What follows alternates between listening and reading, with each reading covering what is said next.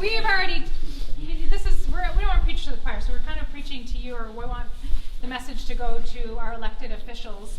And several months ago, this one here watched a documentary on polar bears, and it was so upsetting to her that she cried and cried and cried and cried in her bed, a grief cry that was beyond anything I've heard from her about polar bears. And if you can read her sign, say what it says. This is Azalea Morgan. All I want for Xmas is polar bears to live. That's what she wants for Christmas. And for her birthday, instead of a birthday party, she wanted me to come in to tell her second grade class about climate change and how it's affecting polar bears. That's what she wants, and that's why she wants to see fossil fuels eliminated from her school, from the world, from the environment, because that is what's affecting not just polar bears, but ring seals, walruses, what else? Dolphins, narwhals. And even freshwater mussels that we talked about today. And so these girls, let me just tell you why we're here.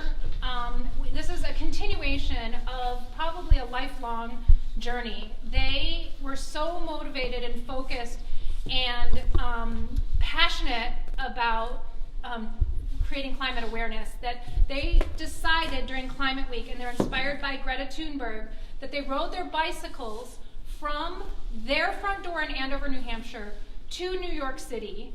Wow. Yes, they did. And if you didn't get a chance to see Ray Duffler's article on their journey, they were gone from home for 16 days.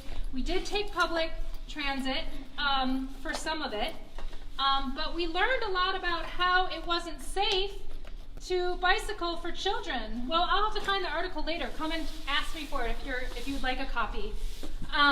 But these are children. They're not going away. They brought their friend Ada. They have 2 other friends that got cold. And we are fighting for 100% clean energy in our schools. Ada right here has a sign for that. And we're part of a movement, Climate Parents with Sierra Club, trying to get 100% clean energy in our schools. And if we have the Granite Bridge Pipeline, that is not 100% clean energy. It's dirty energy, and we don't want it, we don't need it, and we won't stand for it. Thank you. Yeah.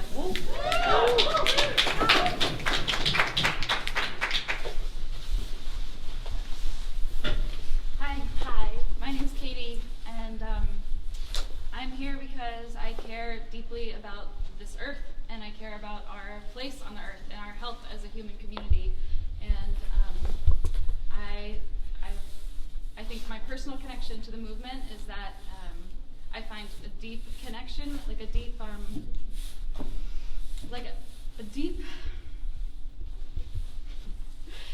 connection to the natural world. Like, it's very important as humans that we're able to be in connection with the earth. And it's not okay that these decisions are being made that hurt the planet and hurt each other.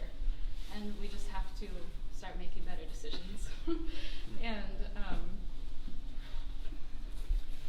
And I spent time in South Dakota during the pipeline protest for the Dakota Access Pipeline, and that was a powerful experience to be with so many people who were gathering to care for the planet and to protect the water.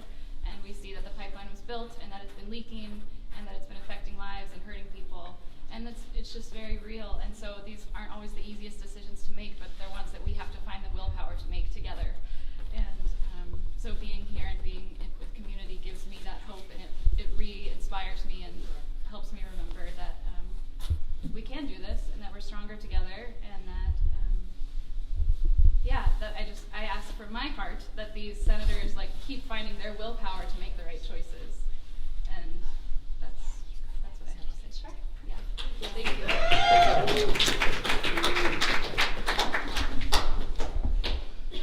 Hi everybody, I'm Robbie with New Hampshire Youth Movement, along with Quincy and a couple other people here.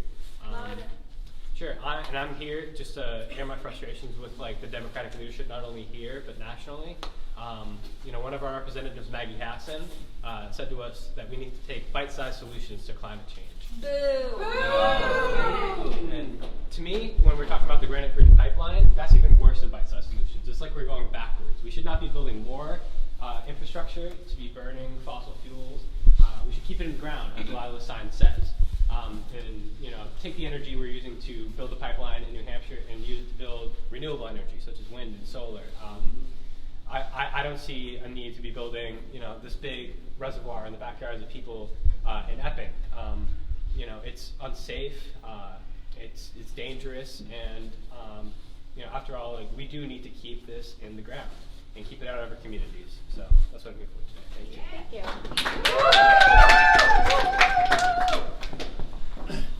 Hi, I'm Representative Chris Balch, and I'm actually a friend of Dan Felton's and several other members of the Senate, but I have a message for them too. And I think that my message is that enough is enough. Yeah. We do not transition to renewable energy by investing in the infrastructure for natural gas. So we do not want Granite Bridge Pipeline. The people in this State House expect our support. They expect our support, yet they don't hear our demands. They tell us that they care about our futures. They tell us that they care about stopping the climate crisis, and then they turn around and endorse the massive fracked gas pipeline expansion. Not Chris Balch, not this one. But this is a message for Dan Feltus. It's a message for David Waters, who's my senator. It's a message for Martha Fuller Clark that we need them to do a whole lot better. And if they can't, then we're just going to elect people who will.